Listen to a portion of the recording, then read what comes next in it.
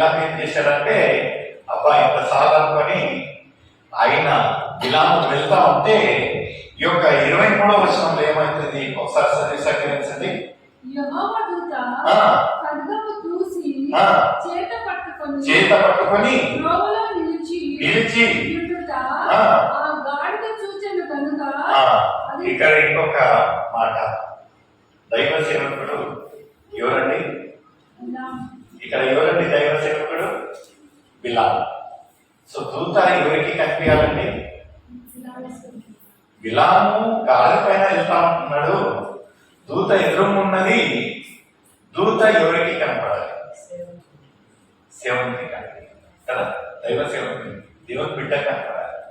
అయితే ఇతను లోకరీతిగా ధనాశతో ఆ ఓదాలను చూసి కళ్ళు మూయి పడుతుంది కనుక దూత ఎవరికి కనిపించాలంటే ఎంత బాధాకరంగా అనిపిస్తుంది. మనం ఎంత మన రోజున ఆగస్ట్ ఇది ఏప్రిల్ 14 అంబేద్కర్ జయంతి, అందులో అంబేద్కర్ ఏమంటారంటే your life must be great not long అంటారు. మనం ఎన్ని సంవత్సరాలు జీవించామనేది కాదు కానీ ఎంత గొప్పగా జీవించామన్నది. క్రైస్తవ బిడ్డలుగా మనం ఎంత ఆత్మీయులుగా ఉంటున్నాం అనేది దేవుడు అడుగుతాడు కానీ నేను ఇంత చేశాను అంత చేశాను ఆడున్నా ఈడున్నా నో. దేవుడు ఇక్కడ బిలాముకి ఎంత బాధకరంగా అనిపిస్తుందంటే, ఒక అన్యుడు ఎవరైతే శపిస్తబడతాడో, ఎవరైతే ఆశీర్వదిస్తే ఆశీర్వదపడతాడో అనే ఒక అన్యుడు గ్రహించి బిలామును సందర్శించాడో, ఇక్కడ ఏమయ్యాడంటే దూత ఆయనకు కనపడలేదు. చాలా బాధకరం. మన యొక్క జీవితాలలో మనం ఎంత పచ్చగా ఎదుగుతా ఉంటున్నాము, లోతెక్క రీతి కాదు కానీ ఆత్మీయ రీతిగా ఎంత పచ్చగా ఉంటున్నాం. ఎందుకంటే కొంచెం హోదా చూడంగానే, కొంచెం ధనం చూడంగానే, కొంచెం ఎవరైనా ఒక ఉన్నతమైన వాళ్ళని చూస్తే మనము యేసుక్రీస్తునే పక్కన పెడతాం.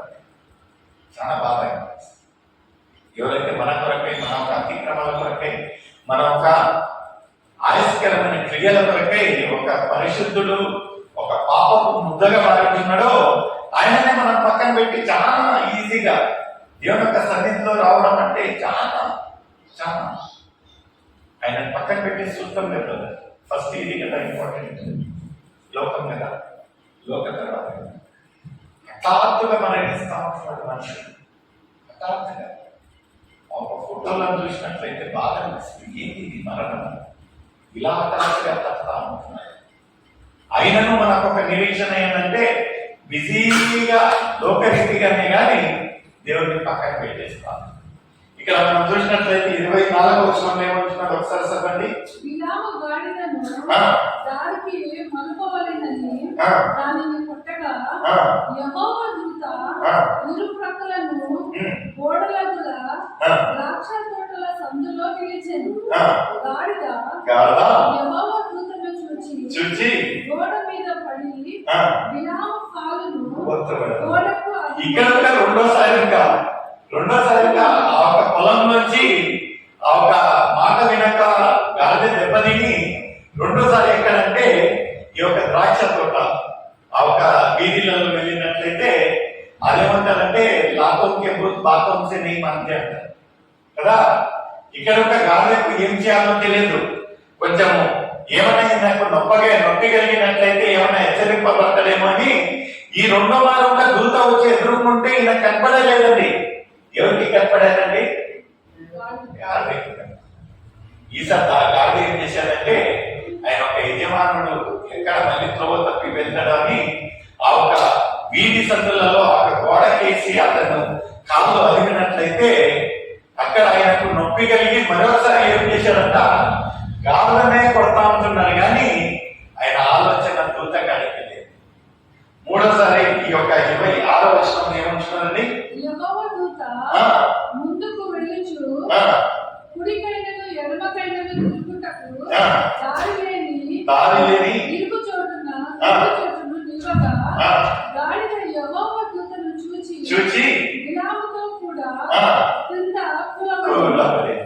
చూడండి, మన యొక్క జీవితాలలో, ఆత్మీయ జీవితాలలో మనం ఎప్పుడు దేవుడు ఎన్నిసార్లు మనల్ని హెచ్చరించినను మనం వినకపోతే ఎలా త్రోవలో దేవుడు తీసుకొని వస్తాడంటే ఇంక ఎడం పోలేము, ముందు పోలేము, వెనక పోలేము, అక్కడిని కుప్పికోలు.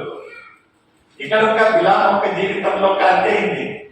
ఈ యొక్క గాడిద కుట్టించుకున్నది ఒకసారి, రెండోసారి ఆయనకు దెబ్బ పడేటట్టు చూసింది, మూడోసారి ఏమైందంటే ఇంకా ఏం చేయలేక కుప్పకూలింది.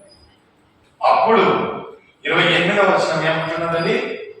అప్పుడు యెహోవా ఆ గాడిదకు వాక్కునిచ్చెను, గనుక అది నీవు నన్ను ముమ్మారు పట్టుతివి, నేను నిన్నేమి చేసితినని బిలాముతో అనగా బిలాము నీవు నా మీద తిరుగుబడితివి. ఈ యొక్క బిలాము ఎంతగా లోకరీతిగా అయిందంటే గాడిద మాట్లాడేందుకే ఈయనకు వింటారమ్మా.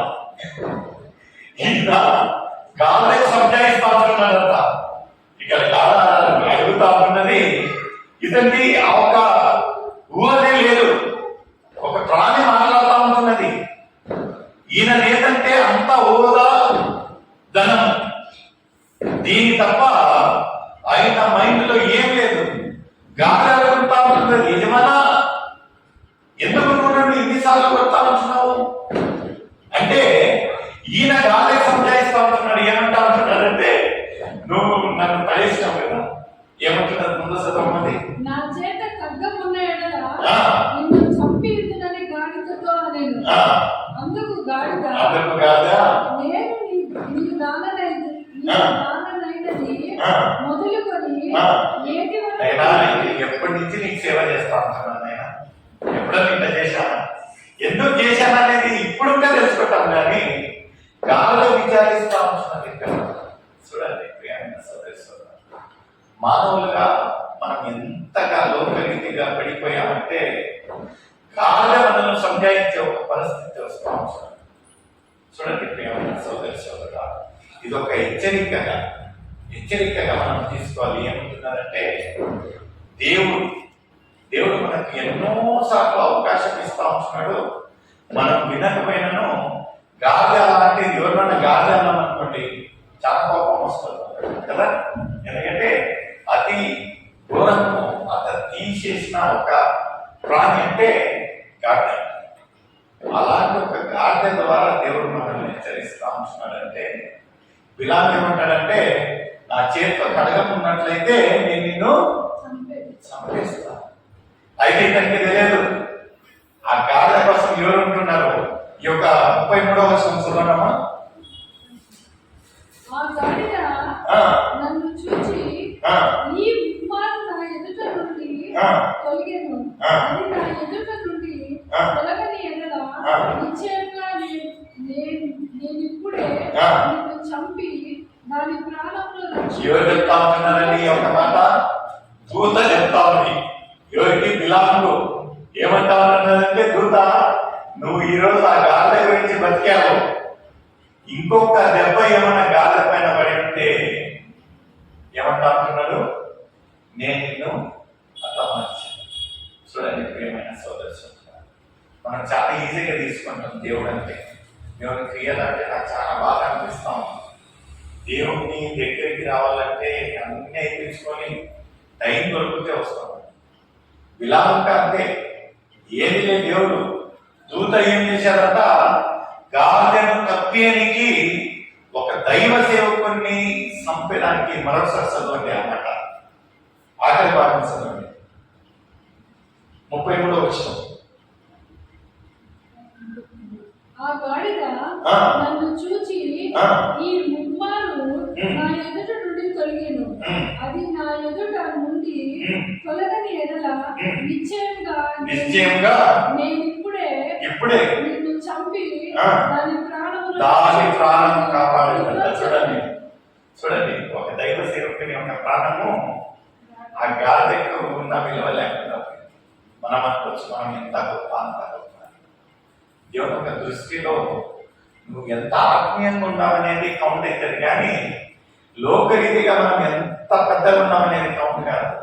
ఈ రోజు మన ఒక జీవితాలను మరణించినట్లయితే మనము దేవుడు చూటిగా అడిగే ఒకే ఒక మాట ఏమంటున్నాడంటే, నీవు నా కొరకై ఏం చేశావు, నీవు నా కొరకై ఎన్ని ఆత్మలను తీసుకొని వచ్చావు, నీవు నా కొరకే నేను చెప్పిన మాట ఏమంటున్నానంటే సర్వలోకానికి వెళ్ళి సృష్టికి సువార్త ప్రకటించావా మన యొక్క బంధువులని మన యొక్క కుటుంబీకులనే మనం తెచ్చుకోలేకపోతా ఉంటాం. అంత దౌర్భాగ్య పరిస్థితిలో ఉన్నాం. అంత దౌర్భాగ్య పరిస్థితి. ఇక్కడ ఒక దూత ఒక గాజులను నేను పక్కన పెడతాను కానీ దాని ప్రాణాన్ని కాపాడతా నిన్ను మాత్రం వదిలేదు అని చెప్పిస్తున్నాడు. అలాగే ఉంటున్నది. మీరు చూసినట్లయితే 25వ అధ్యాయము 31వ అధ్యాయము 8వ వచనం సరికరించండి. సంఖ్యాకాండము 31వ అధ్యాయము 8వ వచనం. చంపబడిన ఆ, ఇతరులు కాక ఆఖరి భాగం